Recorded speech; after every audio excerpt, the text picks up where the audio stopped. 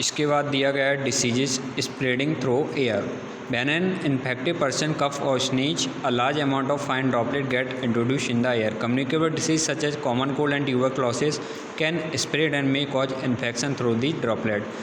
क्या होता है जब कोई पर्सन को कफ हो जाता है, खांसी या जुकाम होता है, तो क्या होता है कि उसके जो जर्म्स होते हैं, जो कीटाणु होते हैं, वो वायु में या किसी पर्सन के आसपास क्या होते हैं, फैल जाते हैं। एंड कम्युनिकेबल डिसीज में क्या होता है, जैसे कि कॉमन कोल्ड होता है, जो सामान्यतः जो कफ हो जाता है, आपको खांसी हो जाती है, ट्यूबरक्लोसिस होता है, तो ये क्या होते हैं, ये स्प्रेड होते हैं यानी फैलने लगते हैं ये। And may cause infection through the droplet, और क्या पैदा करते हैं, इन्फेक्शन वहाँ पे पैदा करते हैं। These micro are carried from an infected person to a healthy person.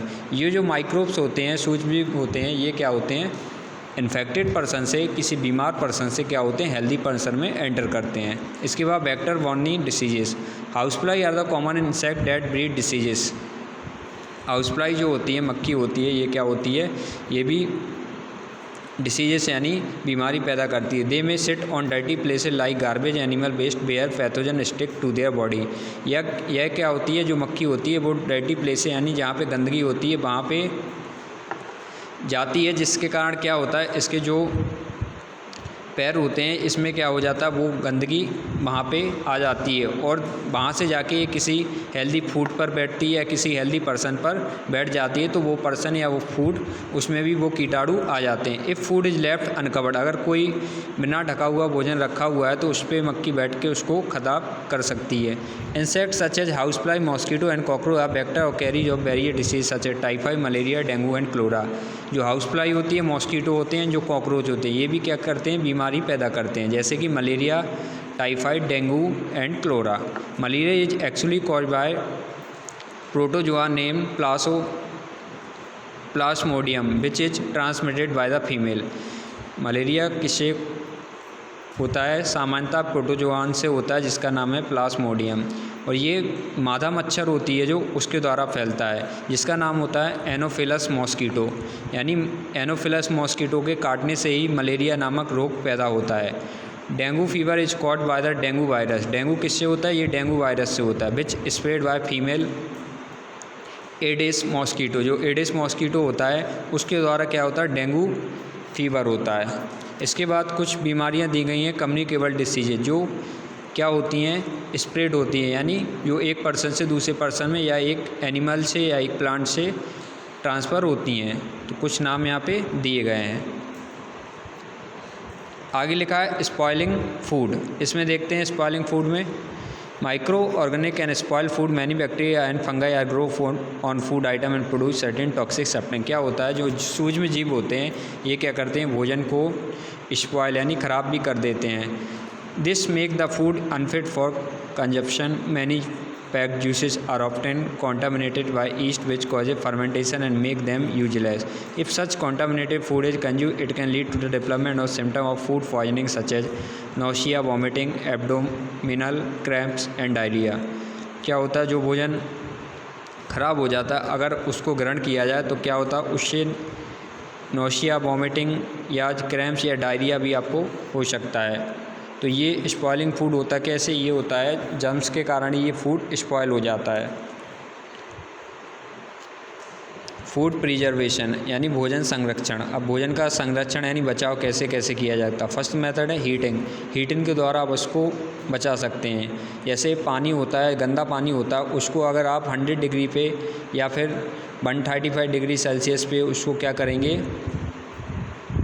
उबालते हैं, तो क्या होता है, उसके जितने भी जर्म्स होते हैं वो उसमें किल हो जाते हैं और पानी कैसा हो जाता है, स्वच्छ पीने योग्य हो जाता है। कूलिंग मेथड भी दिया गया। The growth of microorganism slow down when they are kept in cold environment. Cooling the food item minimize the spoiling of food by slowing down the growth of micros. भोजन को ठंडी जगह में भी रखने से भी क्या होता है, जो सूक्ष्मजीव होते हैं उनका खात्मा हो जाता है। यानी आप जिस तरीके से फ्रिज में भोजन को रखते हैं तो उससे यही होता है कि फ्रिज में ठंडी जगह में सूक्ष्मजीव सही तरीके से नहीं पनपते हैं, यानी उसमें उनकी मृत्यु होती है, तो इससे भोजन का बचाव हो जाता है। एडिंग सॉल्ट एंड शुगर, नमक और शुगर जो होती है, चीनी मिलाने से भी हम इसका बचाव कर सकते हैं। This also prevent the growth of micro and food item. Also, the microorganisms tend to lose water from their body in the presence of excess salt or sugar in food through a process on osmosis. आपने देखा होगा जो घर में pickles होते हैं यानी जो अचार होते हैं, अचार में क्या नमक ही मिलाया जाता है, इससे वो लंबे समय तक कैसा होता है, उसका संरक्षण बना रहता है यानी वो सुरक्षित रहता है और उसमें कोई जर्म्स अटैक नहीं कर पाते हैं। इसके बाद है that is why common salt widely use as preventing agent to preserve food items such as pickles, meat, fish and chips. On the other hand jams, jelly, squash are preserve by adding sugar in them. देखो jelly होती है, जो jam होते हैं इनमें sugar add की जाती है ताकि ये लंबे समय तक सही बने रहे यानी खाने योग्य ये बने रहें। और जो फिश होती हैं, चिप्स होती हैं, जो अचार होते हैं, इनमें सॉल्ट यानी नमक ऐड किया जाता है ताकि इनका भी बचाव बना रहे। इसके बाद dehydration, it is the process of removing water, यानी पानी को रिमूव करना ही ये प्रोसेस कहलाती है। Since water is one of the prerequisite for microbial growth. Drying food item help in preserving them. Cereals, pulses, कुछ ऐसे भी फूड आइटम होते हैं जिनमें से पानी को रिमूव करके इनका बचाव किया जा सकता है, जैसे serial, pulses, dry fruit. Adding oil और विनेगर मिलाकर भी हम फूड को संरक्षित कर सकते हैं। कुछ फूड आइटम होते हैं जैसे फिश होता है, मीट, पिकल्स होता है, इनमें देखते होंगे आप अचार जो होता है उसमें तेल भी ऐड किया जाता है, उससे भी उसका लंबे समय तक वो कैसा रहता है, सुरक्षित रहता है। अब है केमिकल प्रिजर्वेटिव्स, कुछ फूड आइटम में हम केमिकल मिलाकर भी उसको सुरक्षित रख सकते हैं। इसके बाद है कैनिंग एंड वैक्यूम पैकिंग।